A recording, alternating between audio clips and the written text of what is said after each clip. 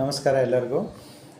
ನಾನು doctor Nitin Agarwal, physician, Ayush hospital ವಿಜಯಪುರದಿಂದ. ಇವತ್ತು ನಾವು ಹೈಪೋಗ್ಲೈಸಿಮಿಯಾ ಅಂದರೆ ಲೋ ಶುಗರ್ ಬಗ್ಗೆ ಮಾತನಾಡಬೇಕಂತ.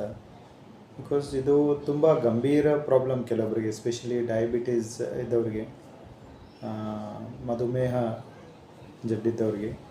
ಶುಗರ್ ಲೋ ಆಗೋದು ತುಂಬ ಕಾಮನ್.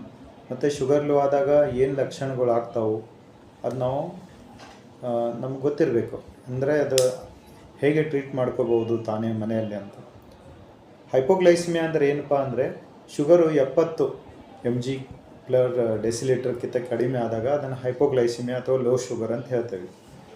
ಸೊ ಮನೆಯಲ್ಲಿ ಗ್ಲುಕೋಮೀಟ್ರಿ ಈಗ ಕಾಮನ್ ಆಗಿ ಇರುತ್ತೆ, ಅದರಲ್ಲಿ ಚೆಕ್ ಮಾಡಿದರೆ ಗೊತ್ತಾಗುತ್ತೆ. ಈ ಹೈಪೋಗ್ಲೈಸಿಮಿಯಾ ಲಕ್ಷಣಗಳು ಏನಪ್ಪ ಅಂತಂದರೆ,